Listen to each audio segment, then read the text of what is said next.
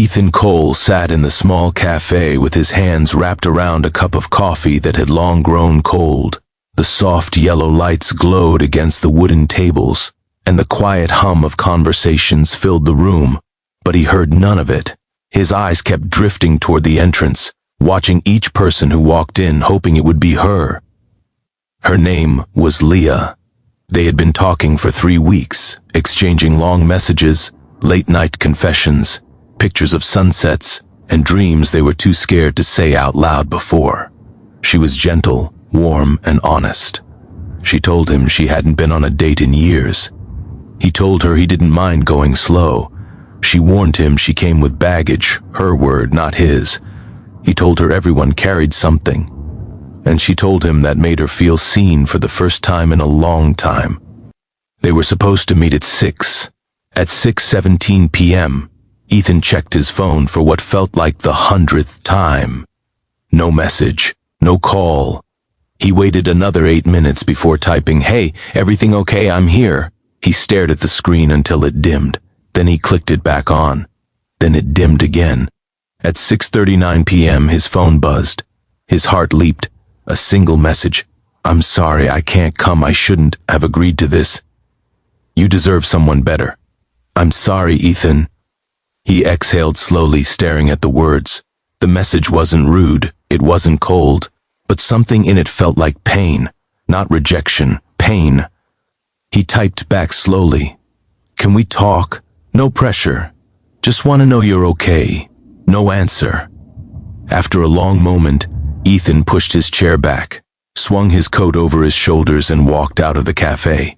The winter air hit sharp against his skin, and his breath curled into small clouds. He didn't know why. Maybe instinct, maybe worry, but he walked toward the parking lot behind the cafe. It was dimly lit, mostly empty except for a few scattered cars. At first, he didn't notice anyone. Then he heard it, a small, broken sob. He followed the sound. Beside a silver minivan with patches of rust on the back bumper, a woman stood with her hands covering her face. Beside her sat 2 children, one in a booster seat, the other hugging a stuffed lion. Their eyes were wide and confused as they watched their mother cry. Ethan froze. Even in the dim light, he recognized her. "Leah?" She stiffened. Slowly, she lowered her hands, revealing a tear-streaked, panicked face. Her eyes widened the moment they met his. "Oh my God, no, no, no," she whispered, turning away as if ashamed to be seen like this. "Ethan, please go. You weren't supposed to. I didn't want you to see me like this." He took a cautious step forward. "I got worried. I wanted to make sure you were okay." "I'm not," she whispered, her voice breaking. "I'm really not." One of the kids, her daughter, maybe 5 or 6, looked up at him with big brown eyes and asked softly, "Mommy, is he the nice man?" Leah closed her eyes, mortified. "Sweetheart, please, not now." Ethan knelt beside the girl. "Yeah," he said gently, "I'm the nice man." The little boy, smaller, maybe 3, peeked at him from behind the seat and clutched his stuffed lion tighter. Leah covered her face again. "This is why I canceled. This is exactly why. Talk to me," Ethan said quietly. "Please." "I can't," she choked out. "You'll think I'm pathetic." Ethan shook his head. "Try me."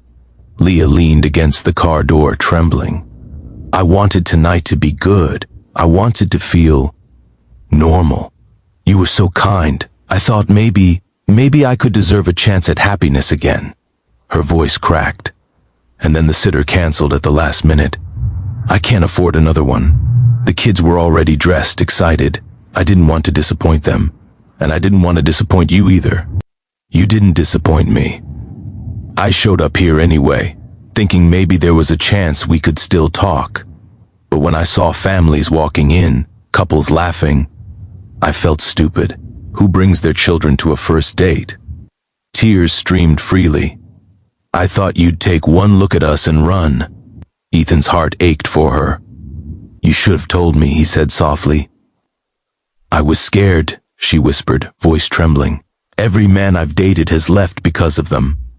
They all said they couldn't handle a woman with 2 kids and no money and no life outside work. I didn't want to hear those words again. Not from you." He looked at the children, then back at her. "I wouldn't have left." Leah shook her head. "You're saying that now." "Leah," he said, stepping closer, "I came here to meet you, all of you. Whether you brought your kids or told me tomorrow or next year, I don't run from responsibility or from people who need kindness.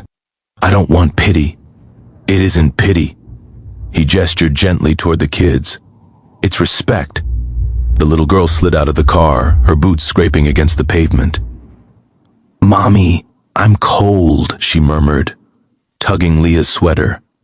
Without hesitation, Ethan hurried to his car, grabbed his spare jacket, and wrapped it around her shoulders.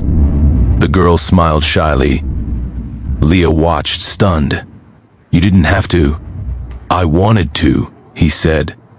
The little boy reached out toward him. Ethan lifted him carefully, making sure Leah nodded first. The toddler rested his head against Ethan's shoulder as if he'd known him forever.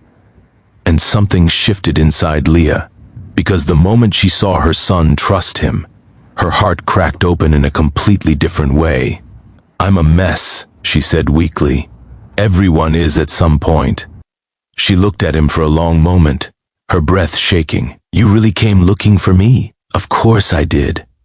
A tear slipped down her cheek. "Why?" "Because," he said quietly, "you matter." She swallowed hard. "Ethan, I don't know how to date anymore. I don't know how to be charming or mysterious or pretty. I'm always tired. Half my life is bills, the other half is school lunches and tantrums and trying not to fall apart. Then I guess I'm lucky," he said gently, "because I didn't want mysterious. I wanted real." Leah blinked rapidly, overwhelmed. The kids curled against the car, tired and getting sleepy. Ethan looked at the cafe behind them. "Come inside," he said, "all of you. I'll get hot chocolate for the kids. We can talk, nothing fancy, just be together for a little while." Leah shook her head softly. "This wasn't how tonight was supposed to go." "It rarely ever goes the way we plan," he said with a warm smile. "Doesn't mean it can't still be good." She hesitated. "Are you sure?" "Yes," he said simply. She exhaled shakily, wiping her tears. "Okay." He opened the door for her and helped her gather the kids. Inside the cafe, they drew a few curious glances, but Leah ignored them. Ethan pulled 2 chairs together so the kids could sit between them. He bought hot chocolates topped with whipped cream, 2 warm cookies to share, and tea for her because she once mentioned she preferred it over coffee. Leah looked down, overwhelmed by the small kindness. "You remembered that. I remember everything you tell me." Tears filled her eyes again, but this time they weren't from pain. They talked for an hour, about the kids, their favorite cartoons, Leah's job at the library, Ethan's work as a graphic designer, funny childhood stories, and dreams neither of them had told anyone in a very long time. At one point, her son reached for Ethan's hand. Ethan let him hold it, gently squeezing back. Leah's heart did something she hadn't let it do in years. It hoped. When the kids grew sleepy, Ethan helped carry her son to the car. Leah buckled her daughter in, smoothing her hair. Before he closed the car door, the little girl looked up at him. "Are you gonna be Mommy's friend?" she asked softly. Ethan smiled. "If she'll let me." The girl grinned, satisfied. When Ethan walked back toward Leah, she leaned against the car again, but this time she wasn't crying. "I'm sorry I made such a mess of tonight," she whispered. "You didn't," he said. "You made it real." She inhaled shakily. "I haven't let anyone into my life for a long time. I'm scared. Scared of choosing wrong again. Scared of trusting. Scared of losing more than I already have." He nodded. "You don't have to decide anything today.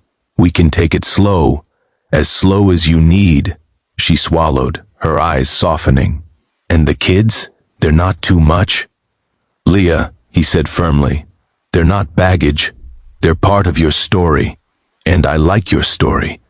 She breathed out slowly, a trembling, fragile breath. "Would it be okay if we tried again?" she whispered.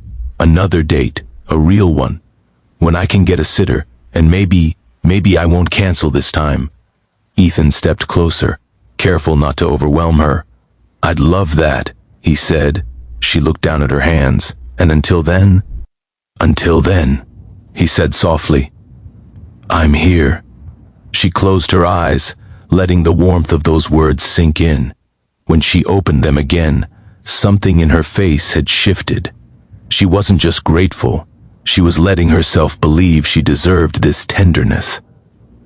Ethan helped her into the driver's seat. "Text me when you reach home, okay?" "I will." She started the engine. Before driving off, she lowered the window and looked at him with a soft, uncertain smile. "Thank you," she said, "for finding me." Ethan smiled, always. As she drove away, Ethan watched the taillights fade into the night. He slid his hands into his pockets and exhaled deeply. Tonight wasn't what he planned. It was better. For Leah, it was the night someone didn't walk away from her struggles. For him, it was the night he found something he didn't know he was missing, a place to give his heart. And for two sleepy children in the back seat of a rusty minivan, it was the night they realized that maybe, just maybe, their little family could have room for one more. And though none of them knew it yet, this messy, unexpected evening in a quiet parking lot would become the beginning of something extraordinary, something healing, something real, something like love.